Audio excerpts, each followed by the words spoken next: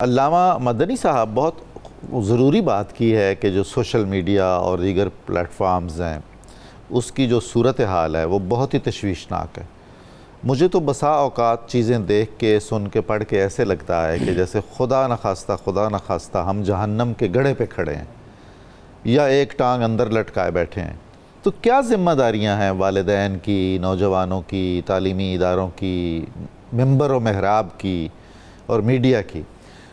دیکھیں قبلہ نظامی صاحب، سب سے پہلے تو ہم اس بات کو ذہن نشین رکھیں، مد نظر رکھیں کہ سوشل میڈیا، موبائل فون اور میڈیا چینلز ان کا مس یوز کر کے ہم اللہ تعالیٰ کے ناشکرے بھی بن رہے ہیں۔ بے شک دیکھیں ایک دور تھا کہ ایک بات، ایک خبر لوگوں تک پہنچانے میں زمانہ بیت جاتا تھا۔ جی ہاں، اپنوں کی کوئی خبر اپنوں تک پہنچنے میں ایک وقت لگ جاتا تھا۔ اب ایک کلک پر آپ کے سامنے انفارمیشن آ جاتی ہے، آپ کے سامنے آگاہی آ جاتی ہے، زمانے میں ہونے والی تبدیلی آپ کے سامنے آ جاتی ہے۔ اس کا درست استعمال ہمیں بہت فائدہ دے سکتا ہے۔ دیکھیے حضور، لیکن کوئی نعمت ہے یا سہولت ہے، جی یہ دیکھیں سائنس کے اندر ترقی ہونا یہ اللہ تعالیٰ کی نعمت ہے کہ اللہ نے ہماری عقلوں کو، فہم کو، ادراک کو بلندی بخشی ہے، تو یہ ساری سہولتیں ہمارے سامنے ہیں نا۔ اب دیکھیں ایک کتاب ہے، اب یہاں پر ہم 100 کتابوں کو ایک موبائل کے اندر پڑھ لیتے ہیں، ورنہ اتنی لائبریری اٹھا کے کہاں جاتے۔ تو یہ ساری چیزیں نعمت میں آتی ہیں، لیکن اس کا مس یوز کر کے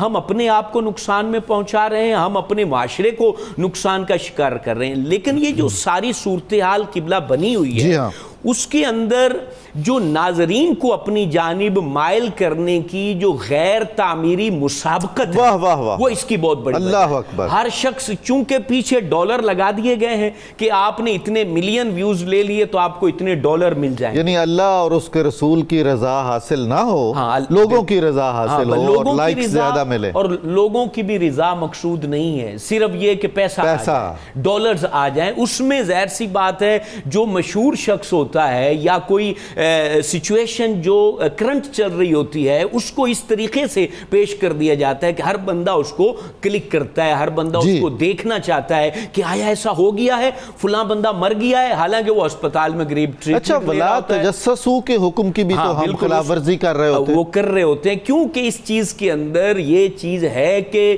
لوگ زیادہ مائل ہوتے ہیں۔ یہ عربی مقولہ بھی ہے، انسان اس چیز کا حریص ہے جس سے اس کو روکا جائے، وہ اس میں زیادہ پڑتا ہے۔ وہ لکھ دیتے ہیں نا اس کو نہیں دیکھنا، تو اس کو لازمی دیکھیں گے، اس کو وہ لازمی سنیں گے۔ تو یہ تجسس کی جو کیفیت ہے یہ انسان کے اندر رکھی گئی ہے۔ لیکن چونکہ میڈیا یہ بات جاننے والی ہے کہ یہ بہت بڑی طاقت رکھتا ہے، کوئی شک نہیں، یہ بلیک میل کرتا ہے لوگوں کو، ان کے پاس انفارمیشن کا سمندر ہوتا ہے، وہ اس کا مس یوز کریں، اس کا درست استعمال کریں۔ یہ میڈیا چونکہ حکومتوں کے اوپر ایک نگران ہوتا ہے، ان کے اعمال کو جو ہے نا وہ کہتا ہے کہ تم یہ غلط کر رہے ہو، یہ تمہیں نہیں کرنا چاہیے، یہ کرنا چاہیے۔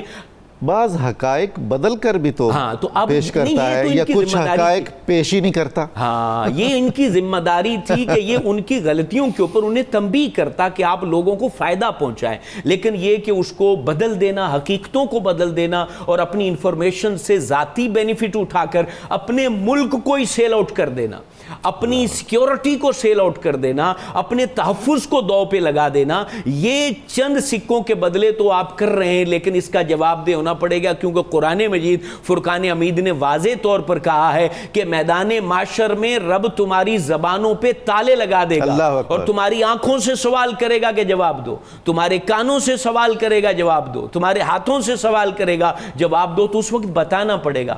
لہذا والدین کی پہلی قبلہ ذمہ داری ہے جو آپ نے ارشاد فرمایا، وہ اپنے بیٹے کو اگر 18 سال سے پہلے جس طریقے سے اگر گاڑی اس کے ہاتھ میں دینا خطرناک ہے تو جو اس کی زندگی کا جو سٹیرنگ موبائل کے پاس ہے وہ آپ دے رہے ہو، تو آپ کو نظر رکھنی چاہیے کہ اس کا استعمال کیسا کر رہا ہے۔ کانوں کا کچا نہ بنائیں ہم نئی نسلوں کو، بالکل، اور چسکا اور چٹخارا زبان کا اس سے بچائیں کسی طرح سے۔ دیکھیں ہم چھوٹی چھوٹی باتوں سے کیسی تربیت کر سکتے ہیں۔ اگر آپ کے سامنے آپ کے بیٹے نے اپنے چچا کی بات کی ہے تو آپ نے اس کو روکا کیوں نہیں ہے؟ آپ نے کیوں نہیں کہا کہ بیٹا تمہارے چچا نے یہ بات کہی، تم نے اپنے کانوں سے سنی ہے؟ وہاں پر تربیت ہو جاتی۔ اپنے ماموں کے بارے میں وہ آپ تک بالکل بات پہنچا رہا ہے, رشتوں کے بارے میں آپ تک بات پہنچا رہا ہے, تو آپ اس کو روکیں, انہیں کہیں کہ بیٹا نہیں, ایسی باتیں ایسا نہیں نہیں ہے. پھیلائی جاتی. اسی طریقے سے قبلہ اس کے اوپر سوشل میڈیا اور الیکٹرانک میڈیا کی ذمہ داریاں, ان کی اہمیت پر کتب لکھنی چاہیے, بے شک. اور وہ لٹریچر کا حصہ ہونی چاہیے. وہ پرائمری اسکول سے لے کر یونیورسٹی تک وہ ہے, وہ نصاب میں پڑھایا جانا چاہیے, تاکہ بچے تعمیری سوچ لے کر آگے پڑھیں. ان کو پتا ہو کہ ہم نے ان کے ذریعے سے انسانیت کی مدد کر دی, ہم نے انتشار, ہم نے تفریق, ہم نے تباہی کی جو ہے نا طرف اپنے آپ کو نہیں بڑھانا ہے. اپنے معاشرے میں اتحاد, اتفاق اور محبت کو پیدا کرنا ہے. انشاءاللہ یہ چیز ہم اپنے بچوں کو پڑھائیں گے تو ہمارا معاشرہ بہتری کی جانب جائے گا اور ہم اچھی زندگی گزارنے والے ہیں. انشاءاللہ.